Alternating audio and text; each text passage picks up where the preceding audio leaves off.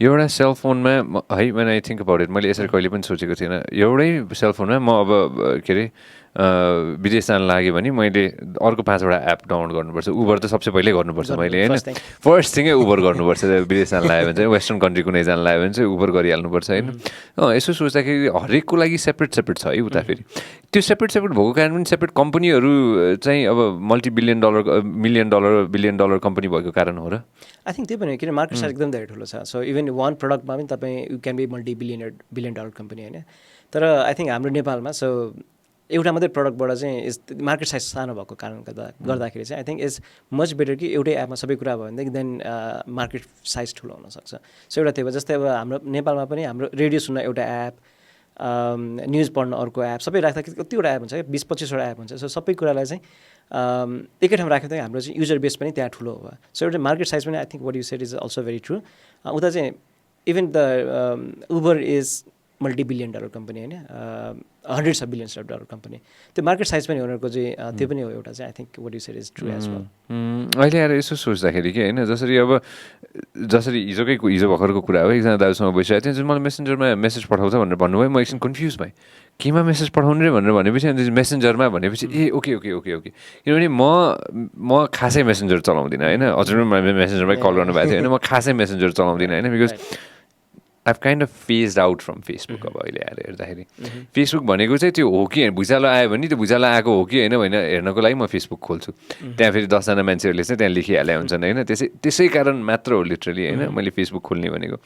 अब इन्स्टाग्राम छ मेरो, त्यो पनि most probably is gonna get, I don't know when it's gonna get phased out, but there is gonna be a time when most probably that's gonna get phased out and TikTok's gonna be the TikTok already is a new thing होइन. But that's gonna gradually take over most probably होइन.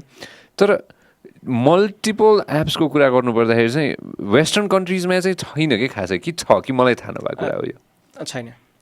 So बिस्तारै यतातिर उता try गर्यो. I think गुगलले चाहिँ try गरेको चाहिँ they Google map they try to ride hailing app पनि राख्न ट्राई गर्यो. तर इट वाज नट सक्सेसफुल. तिनीहरूले चाहिँ डिस्कन्टिन्यू गर्यो. Even I think Facebook if you think about is also super app के. इनिसियली त्यहाँ मेसेन्जर अलरेडी बिल्ट इन थियो. त्यहाँ भिडियो हेर्न अलरेडी मिल्छ. There is already group. You can buy tickets. You can play games as well. So Facebook is trying as well. तर त्यति धेरै success चाहिँ भएको छैन. If you think Facebook is सबै कुरा फेसबुकमै छ क्या हेर्ने हो भने चाहिँ. सो अहिले आएर हेर्दाखेरि चाहिँ सुपिरियर एप्स, सुपर एप भने जस्तो सुपिरियर एप्सहरू के त त्यसमा? For example how do you define that?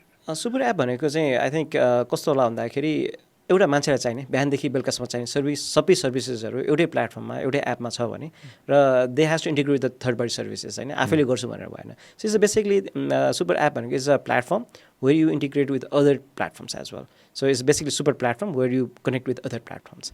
For example हाम्रो पात्रोबाट फुड अर्डर गर्न मिल्ने. सो हाम्रो पात्रोले चाहिँ फुड डेलिभरी गर्दैन. So we partnership with other companies, food companies.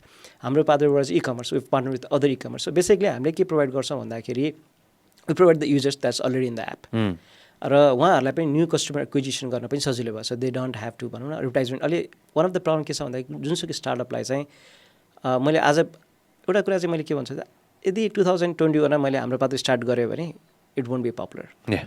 Same feature same thing मै भएर पनि गऱ्यो भने it's not going to be easy होइन. सक्सेस गर्छु भने म ग्यारेन्टी गर्न सक्दिनँ. रिजन के हो भन्दाखेरि जुन बेला हाम्रो पात्रो स्टार्ट गर्दा देयर वाज नो कम्पिटिसन्स. त्यो फर्स्ट मुभर्स एडभान्टेज भयो. त्यस कारण देन वी आर पपुलर होइन. अब हामीले जे गरे पनि it's going to be popular. तर अहिलेको टाइममा if you are startup, you are starting something, one of the biggest problem is how do you acquire customer. र त्यो प्रब्लम चाहिँ हाम्रो पात्रोको एज अ सुपर एपमा चाहिँ will solve that problem because user is already there. If there is a right product they find it easy, they will use it. So त्यो problem चाहिँ हामीले सल्भ गर्न खोजिरहेको कि नयाँ आउने स्टार्टअप्सहरूलाई चाहिँ if they want to have a good user base, so we can provide that user base. So त्यो चाहिँ एउटा चाहिँ भनौँ न A big brother maybe? A big brother? Big brother होइन, एज अ पार्टनर ग्रुपमा चाहिँ हामीले चाहिँ किनभने युजर अलरेडी देयर. र अहिले पनि हेर्नु भने हाम्रो पात्रोमा there so many other features. Recently हामीले लन्च गरेको नेपाल सोम छ. If you want to buy property in Kathmandu, so you can just go to that mini app already. त्यहाँबाट तपाईँले चाहिँ प्रपर्टी सर्च गर्न पाउनुहुन्छ. र यदि तपाईँले छुट्टै गर्नुभयो भए, so one of the problem चाहिँ डिस्कभरीको प्रब्लम होइन. त्यो प्रडक्ट छ भने मान्छेलाई कसरी थाहा दिने? Either you have to spend lots of money. र स्टार्टअपको सबभन्दा प्रब्लम चाहिँ त्यही हुन्छ, मनी नै हुन्छ फेरि.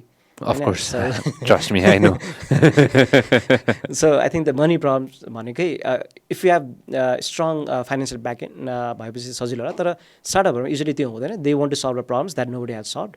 र त्यसको लागि चाहिँ I think we can be a partner र हामीसँग हाम्रो पात्रमा भएको जुन डेली हाम्रो चाहिँ 16 लाखजनाले चलाउँछ so we can present those services to our users so super app हुन चाहिँ एउटा चाहिँ you should have very large user base र and then you can integrate with other services जसले चाहिँ भ्याल्यु प्रोभाइड गर्छ बोथ हाम्रो युजर्सलाई पनि एउटा नयाँ फिचर्स आयो भने ओके ल हाम्रो पात्रमा छ भनेदेखि हाम्रो जुन अरू एप्सहरू छ उहाँ पार्टनर्स एप्सहरू उहाँहरूले पनि युजर्सहरू पाउनुभयो सो अहिले आएर हेर्दाखेरि मेजोरिटी कुराहरू छ होइन अब रेमिटेन्स एड गर्नुपर्दाखेरि how tricky is remittance remittance is very tricky र एकदमै I heard this before that's why remittance is very tricky and it's a volume game so you have to do thousands of transactions to survive र you have to have lots of compliances issue you have to have licenses. So what we have done is that हामी चाहिँ अहिले US को corridor US to Nepal कोरिडोरमा चाहिँ focus छौँ the reason being कि हामी US based नै भयौँ एउटा हाम्रो पात्रो चाहिँ हाम्रो युएसबाट चाहिँ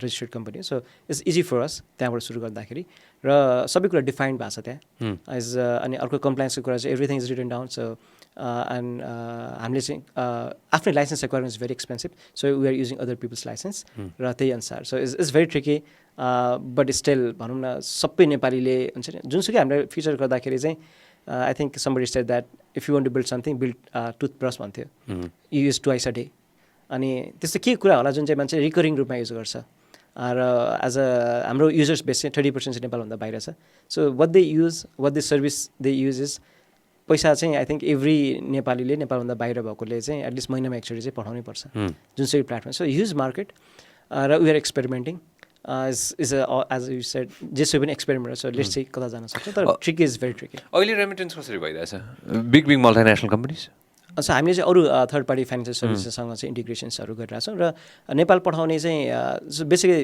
रेमिटेन्समा देयर इज टु पार्ट एउटा चाहिँ पेआउट पार्ट र अर्को चाहिँ सोर्सिङ पार्ट र सोर्सिङ पार्टमा चाहिँ युएसमा चाहिँ अझ कुनै पनि नेपाली कम्पनीहरूले चाहिँ गरेको छैन so that's a new opportunity for us र बिगर कम्पनीजहरू चाहिँ वेस्टर्न युनियनले गरिरहेछ मनीग्रामले गरिरहेछ रेमिटली भन्ने छ वर्ल्ड रेमिट भन्ने छ देयर बिगर कम्पनीज र नेपाल मात्रै फोकस भएको चाहिँ देयर फ्यु अदर कम्पनीज मुन्चाले गरिरहेछ प्रभुले गरिरहेछ ठमल रेमिटले गरिरहेछ सो स्टिल हामीले चाहिँ still we have to compete with the international company भन्नु सबभन्दा बढी नेपालमा पठाउने वेस्टर्न युनियन छ we have to compete with them it's not that easy र हाम्रो एउटा एडभान्टेज चाहिँ के छ we already have 1.5 lakh user चाहिँ युएसमा चाहिँ हाम्रो पात्र युजर छ we are thinking so we can reach out to them very easily र युएसको वान अफ द प्रब्लम चाहिँ customer acquisition cost is very high if you want to advertisement so one click you have to pay $10 अथवा at least minimum $1 $10 so it's very expensive to acquire customer in US तर as a हाम्रो पात्र चाहिँ फाइदा के छ we already have user base there so त्यसमा चाहिँ हामीले त्यसको के एडभान्टेज लिन सकिन्छ कि we are just trying so it's a big game